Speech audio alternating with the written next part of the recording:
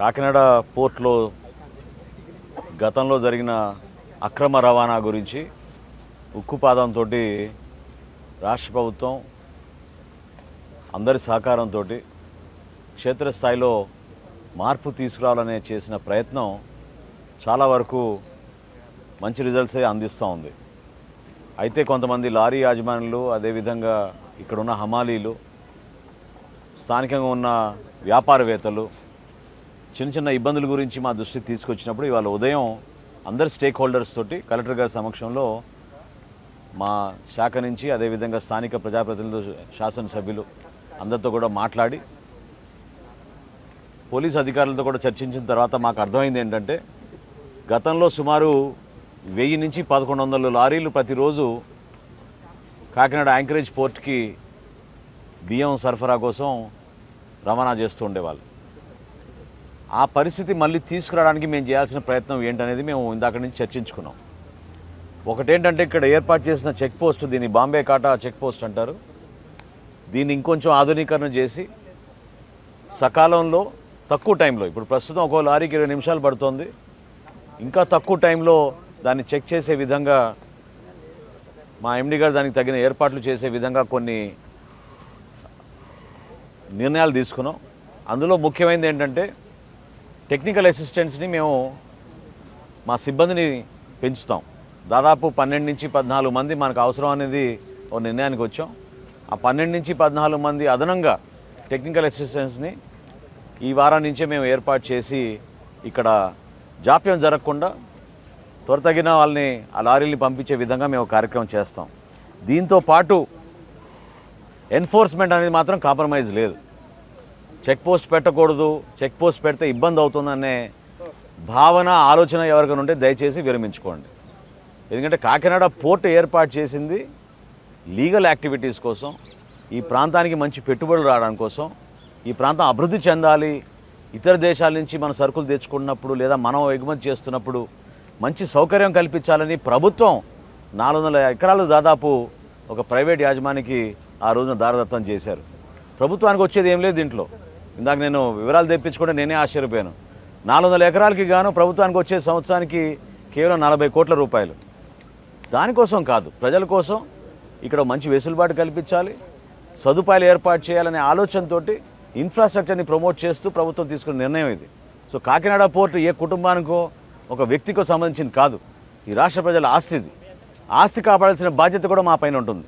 So ఎటువంటి illegal activity కూడా Kakinada port నుంచి వాళ్ళు సాగించుకోవాలనుకుంటే మాత్రం అది జరగదు. దాన్ని అరికట్టడానికి కోసం మేము ఒక ప్రయత్నం చేస్తున్నాం. స్వార్థం లేకుండా నిజాయితీగా ప్రతి లారీని చెక్ చేస్తాం. లారీ చెక్ చేసిన తర్వాత సరుకు సరిగ్గా ఉంటే ఇబ్బంది పెట్టకుండా ఇమీడియట్గా పంపిస్తాం. దానికి 2 విధాలుగా టెస్టులు చేస్తున్నారు మా వాళ్ళు. ఒకటేంటంటే, ప్రతి బస్తాలో కూడా పోక్ చేసి శాంపిల్ తీసుకొని ఫిజికల్గా చెక్ చేస్తారు. అనుమానం వచ్చినప్పుడు యాసిడ్ టెస్ట్ చేస్తారు. యాసిడ్ టెస్ట్ చేసినప్పుడు 15 నుంచి 20 నిమిషాలు ఒక్కో సందర్భంలో జరగచ్చు. సో పార్బాయిల్డ్ రైసు లేదా ఇతర రైసులు ఏదైతే వాళ్ళు నిజాయితీగా కేంద్ర ప్రభుత్వం ఇచ్చిన అనుమతుల మేరకు వారు చేస్తుంటే ఎక్కడా ఇబ్బంది లేదు. కానీ ఆ విధంగా జరగడం లేదు. గతంలో మనం చూసాం. మేము గతంలో 2 రోజులు దాడి చేసినప్పుడు 50,000 మెట్రిక్ టన్నులు దొరికింది. 50,000 మెట్రిక్ టన్నులో 26,000 మెట్రిక్ టన్నులు మన పౌర సరఫరాల శాఖ నుంచి అందించాల్సిన పీడిఎస్ రైస్ దాంట్లో దొరికింది. వారిపైన కేసులు పెట్టాం, యాక్షన్ తీసుకుంటాం.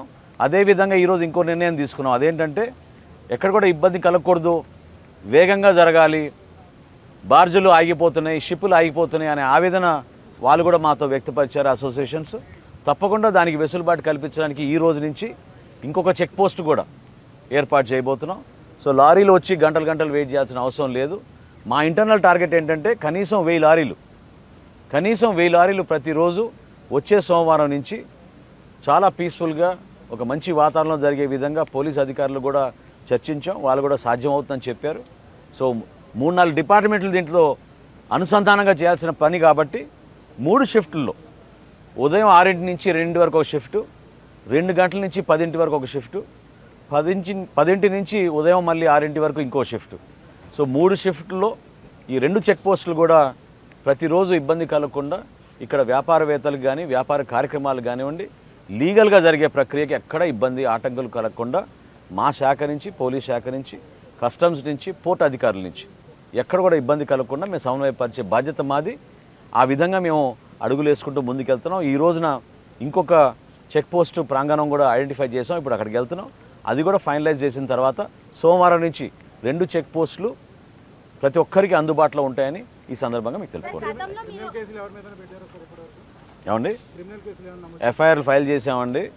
ఖచ్చితంగా వాళ్ళపైన క్రిమినల్ కేసులు పెడతాం. పోలీస్ యాక్షన్ తీసుకుంటుంది, ఇన్వెస్టిగేషన్ జరుగుతుంది. వారిపైన 41A నోటీసులు ఇచ్చి అరెస్టులు కానివ్వండి, ఇతర లీగల్ యాక్షన్లు కానివ్వండి పోలీస్ అధికారులు చూసుకుంటారు.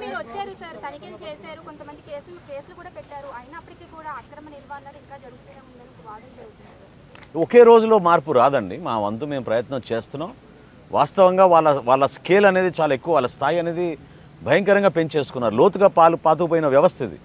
ఆ మాఫియా అనేది కాకినాడ పోర్టును ఒక అడ్డాగా మార్చుకుని రాష్ట్ర వ్యాప్తంగా బియ్యాన్ని తరలించుకుని కాకినాడకు వచ్చేటట్టు వాళ్ళు గ్రీన్ ఛానల్ ఏర్పాటు చేసుకున్నారు గతంలో. దాన్ని అరకట్టగలిగాం. ఎక్కడికక్కడ దాడులు జరుగుతున్నాయి. నిన్న కూడా పశ్చిమ గోదావరి జిల్లాలో, అదేవిధంగా ప్రతి జిల్లాలో కూడా, ప్రకాశంలో కానివ్వండి, నెల్లూరులో కానివ్వండి, చిత్తూరులో కానివ్వండి, అన్ని జిల్లాల్లో కూడా మా డిప్యూటీ తహసీల్దార్లు, స్థానికంగా ఉన్న రెవెన్యూ సిబ్బంది, జాయింట్ కలెక్టర్లు వాళ్ళ ఆధ్వర్యంలో ప్రతి చోట కూడా దాడులు ప్రతిరోజు జరుగుతూ ఉన్నాయి. అది అరికట్టే బాధ్యత మాది. తప్పకుండా చేస్తాం.